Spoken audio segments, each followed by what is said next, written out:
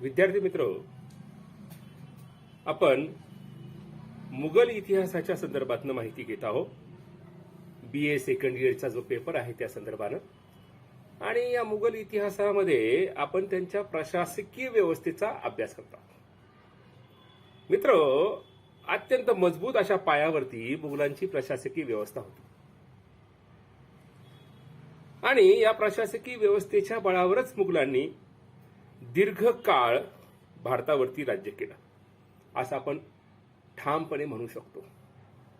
मित्र, त्यांच्या प्रशासकीय व्यवस्थेचा सगळ्यात महत्वाचा भाग म्हणजे त्यांनी आणलेली नाविन्यपूर्ण अशी व्यवस्था, ज्याला आपण म्हणतो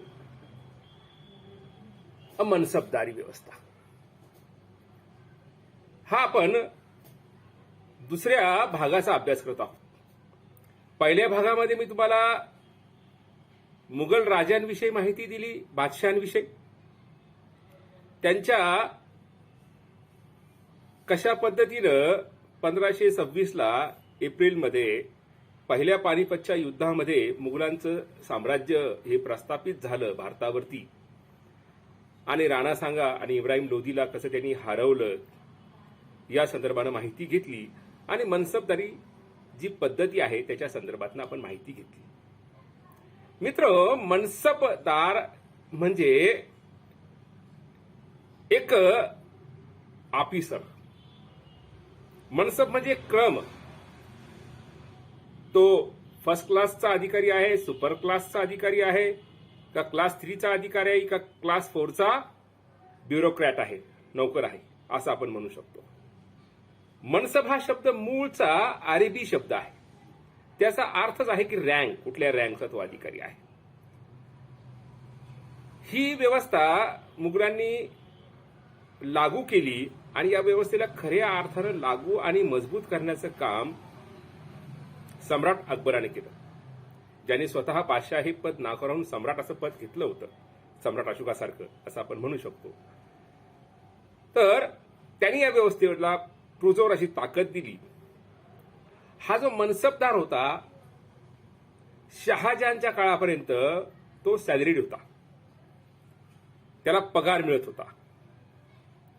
आणि हे मनसब हे 2 प्रकारचं स्टेटस बाळगून होता. बघा, 2 प्रकारचे रँक त्याच्याकडे होते.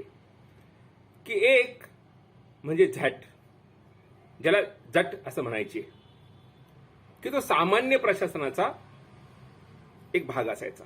आणि दुसरा सवर. सवर म्हणजे आर्मी, मिलिटरीचं प्रशासन.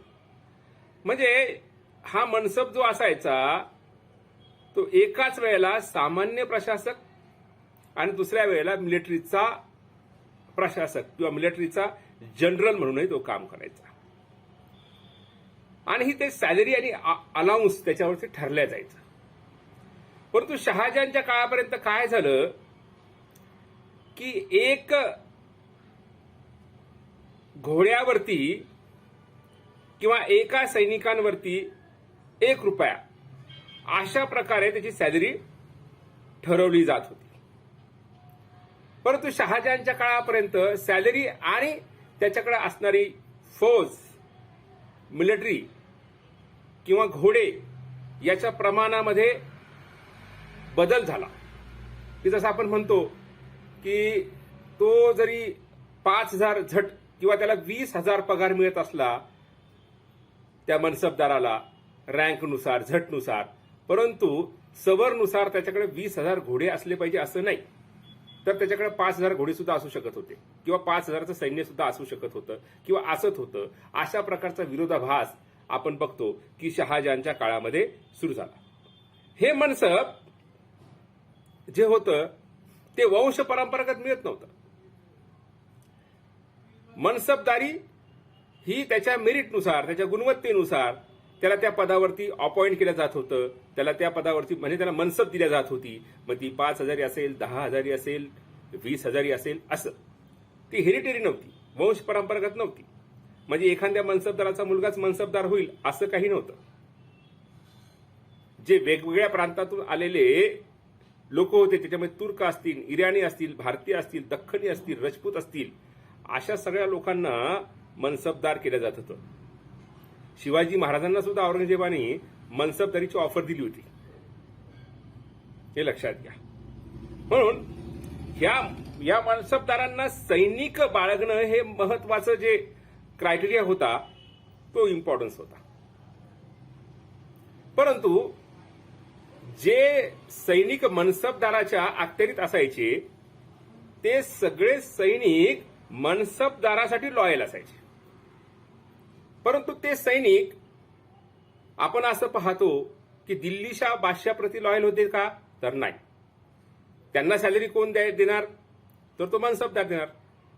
तो कोणाच्या सैन्याचा भाग आहे, तो मनसबदाराच्या सैन्याचा भाग आहे. म्हणून मनसबदार हा त्यांचा कमांडिंग ऑफिसर असायचा. मनसबदाराच्या नियंत्रणात ते सैनिक असायचं. म्हणून त्यांचा संबंध दिल्लीच्या बादशाशी की एम्पररशी आहे, साम्राज्याशी आहे असं त्या सैनिकाला वाटत नव्हतं. त्याची लॉयलिटी जी आहे ती त्या मनसबदाराप्रती अर्पण होती. हे दोन जे पद होतं की झट म्हणजे त्याचं प्रशासकीय पद, पर्सनल रँक, ज्याच्यावरती त्याची सॅलरी डिपेंड आहे, आणि दुसरं म्हणजे सवर म्हणजे त्याच्याकडे किती प्रकारचे सैनिक आहे.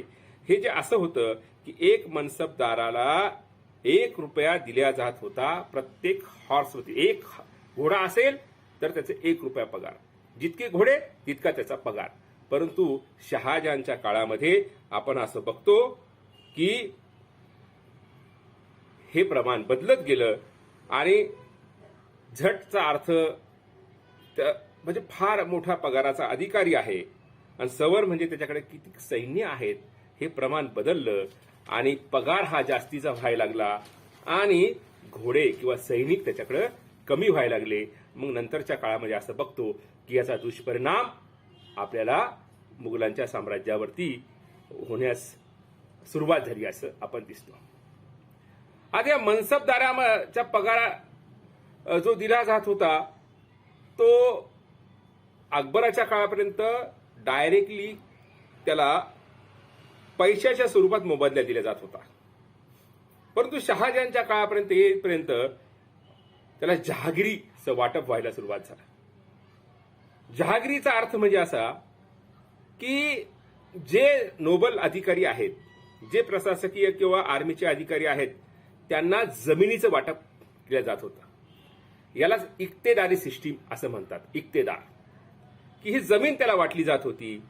ही जी डिवाइड केलेली जमीन आहे किंवा जो प्रदेश आहे, भूप्रदेश आहे, जो प्रांत आहे, त्या जो दिल्लीच्या बादशाच्या ताब्यात असलेला प्रांत आहे, त्या प्रांताची विभागणी करून तो भाग तोडून, ती जमीन तोडून त्या नोबल अधिकाऱ्याला, तो मिलिटरी अधिकारी असेल किंवा तो प्रशासकीय महसूल गोळा करणारा अधिकारी असेल, त्याला ते दिल्या जायचं.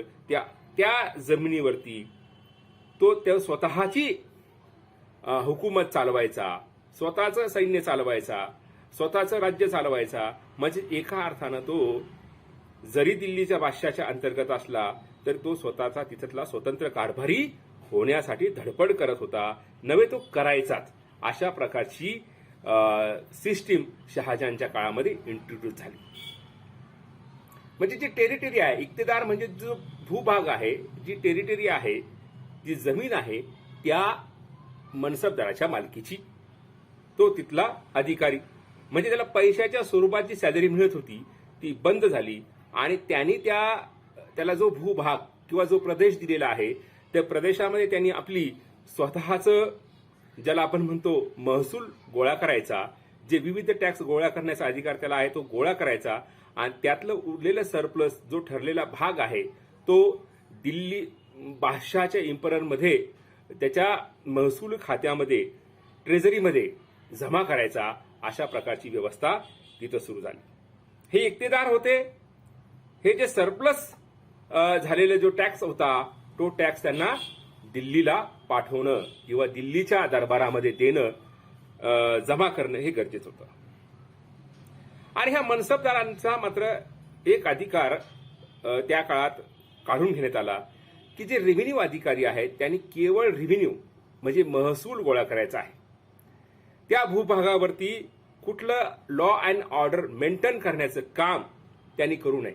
ते केवळ फिस्कल अधिकारी, केवळ महसुली अधिकारी, ज्याला म्हणतो तहसीलदार सारखं जे आजचं काम आहे, तहसीलदार आणि कलेक्टर यासारखा तो अधिकारी झाला. पोलीस विभागाचं काम त्यांनी करायचं नाही. आर्मी विभागाचं काम त्यांनी करायचं नाही. केवळ महसूल जो आहे जमिनीचा जो ठरलेला तो गोळा करायचा आणि सरप्लस जो आपला भाग आहे आपल्या सैनिकांना पगार देण्यासाठी किंवा स्वतःच्या उपजीविकेसाठी किंवा स्वतःच्या प्रशासन चालवण्यासाठी जी काय गरज आहे ते ठेवून घ्यायचा आणि उर्वरित जे सरप्लस आहे ते त्यांनी दिल्लीच्या ट्रेझरीमध्ये, ज्याला आपण म्हणतो बादशहाच्या ट्रेझरीमध्ये जमा करणं हे अगत्याचं होतं, गरजेचं होतं. अशा प्रकारची व्यवस्था आहे. याच्यामध्ये एक बदल आपल्याला दिसतो की जे मूळचे राजपूत सरदार आहेत, राजपूत मनसबदार आहेत, इक्तेदार आहेत, जमीनदार आहेत, जहागीरदार आहेत, त्यांची ही होमलँड होती. म्हणजे त्यांची ती राजपुताना नावाची होमलँड, म्हणजे त्यांचं स्वतःचं तिथं राज्य होतं आधीचं, आणि ते मांडलिक झाले होते मुघलांचे. त्यांना मात्र त्या जमिनीचा अधिकार बहाल करण्यात आला आणि त्यांच्या जहागिरीला वतन असं म्हणलं जात होतं. आता हे वतन तो जहागीरदार मेल्यानंतर किंवा त्या जहागीरदाराची नोकरी गेल्यानंतर जे ट्रान्सफरेबल होत होतं, म्हणजे ट्रान्सफर व्हायचे, जी जहागिरी, जी टेरिटरी आहे, जी जमीन आहे, ती ज्या वेळेला दुसरा अधिकारी तिथे नेमला जाईल तर ती जहागिरी काढून घेतल्या जात होती आणि ज्या अधिकाऱ्याला नेमलेला आहे त्या अधिकाऱ्याला ती जहागिरी दिल्या जात होती. पण अशा प्रकारची व्यवस्था राजपुताना लँड, म्हणजे जे राजपूत सरदार आहे ज्यांची मूळची जमीन आहे त्यांना आपण वतन म्हणायचं, त्यांच्या बाबतीत नव्हती अशा प्रकारचे काही इतिहासकार म्हणतात. परंतु अबुल फैजल नावाचा जो मुघलाचा इतिहासकार आहे तो म्हणतो नाही, ही पण जमीन ट्रान्सफरेबल होती, राजपुतांची सुद्धा जमीन काढून घेतली जात होती आणि दुसऱ्याला दिली जात होती. परंतु काही इतिहासकार म्हणतात की असं काही नव्हतं, राजपुतांची जमीन ही राजपुतांच्या मालकी हक्क असल्या कारणानं त्यांच्याकडे ठेवल्या जात होती, असं काही इतिहासकारांचं म्हणणं आहे. आपण आता ही जी स्लाइड तुमच्या समोर आहे, द जहागीरदारी, ही जहागीरदारी जी आहे ती त्यांच्याकडं स्वतः जो मोठा जहागीरदार असेल, त्याला आपण 10,000 मनसबदार, 20,000 मनसबदार आणि त्याच्याकडे फार मोठी टेरिटरी दिलेली आहे आणि जमीन दिलेली आहे, तो जहागीरदार काय करायचा की त्याला पदावून काढल्यानंतरही त्याचं पद जाऊ नये, ती जहागिरी आपल्याकडेच राहावी याच्यासाठी प्रयत्न करायचा. मग याच्यासाठी मग भ्रष्टाचार करणे, ब्राईब देणे, लाच देणे, जे दिल्लीचे अधिकारी आहेत, एम्पायर अधिकारी आहेत, आणि ती कशी आपल्याकडे अबाधित राहील अशा प्रकारचा प्रयत्न केला जायचा. मग यातून भ्रष्टाचार पोकाळल्याचं आपल्याला दिसतं. परंतु काही गोष्टी अशा होत्या की त्या जहागीरदाराचा मर्डर झाला, म्हणजे मर्डर म्हणजे त्याचा मृत्यू झाला किंवा त्याला प्रमोशन मिळालं किंवा त्याचं डिमोशन झालं, तर ही जहागिरी जी आहे ती काढून घेण्याची जी गरज होती, जी आवश्यकता होती, ती पूर्ण करण्याचं काम मुघल एम्परर करत होतं मित्रांनो.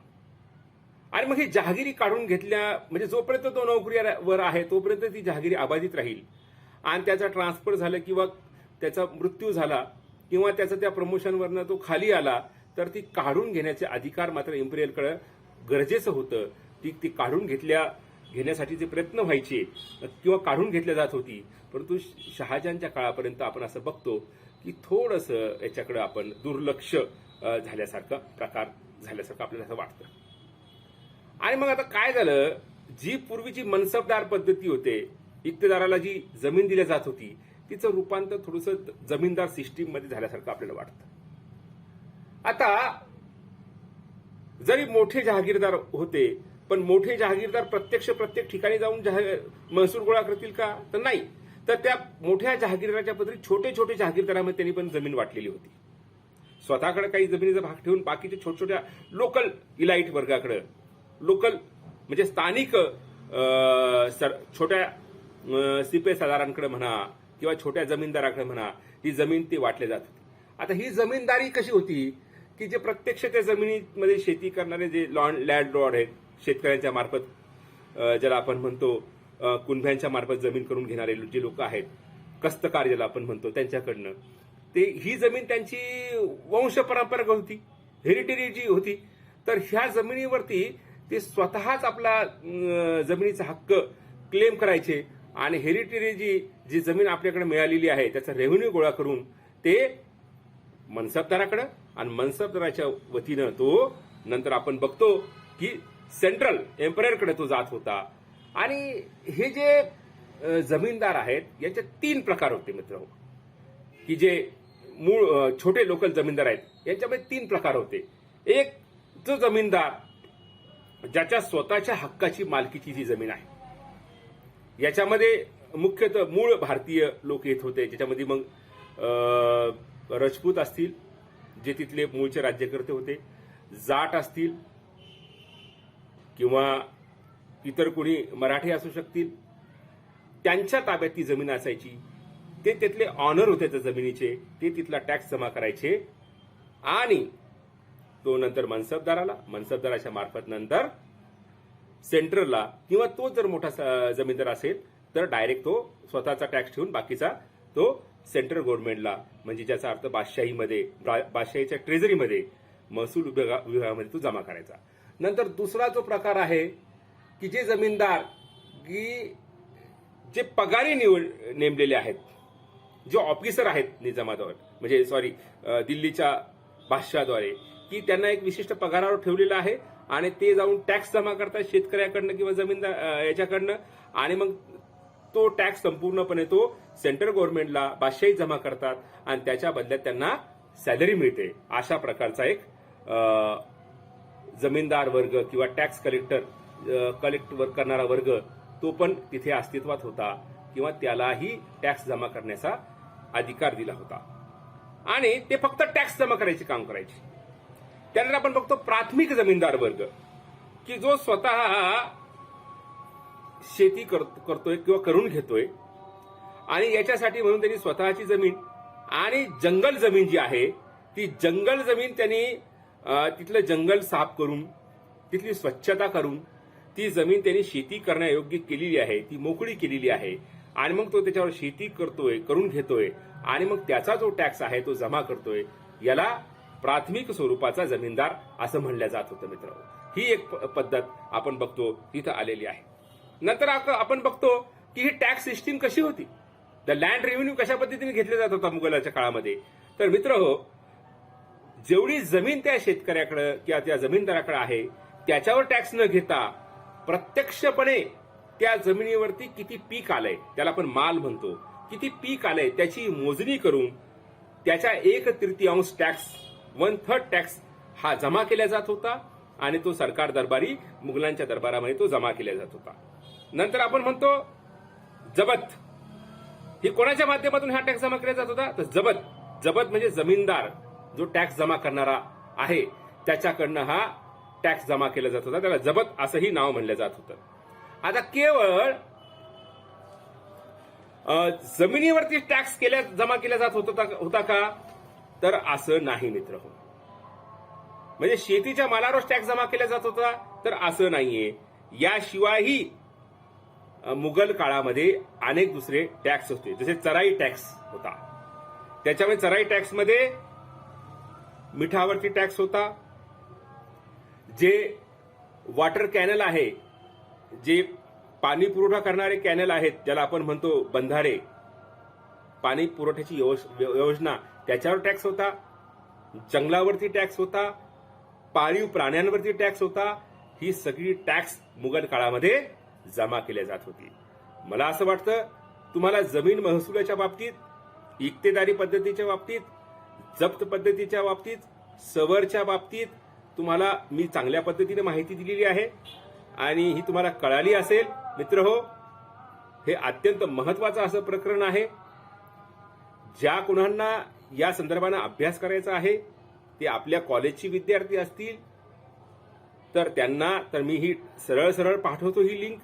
परंतु जे आपल्या महाविद्यालयाचे विद्यार्थी नाहीत आणि ज्यांना ह्या विषयी समजून घ्यायचा आहे तर तुम्ही त्यांनाही हा व्हिडिओ पाठवू शकता, त्यांनाही ही लिंक देऊ शकता, त्यांनाही तुम्ही सांगू शकता की हे जे आमचे शैलेश राऊत सर आहे चेतना महाविद्यालयाचे, यांचं हे चॅनल आहे, तुम्ही याला सबस्क्राईब करा, याला लाईक करा आणि अभ्यासाची परंपरा वाढवा.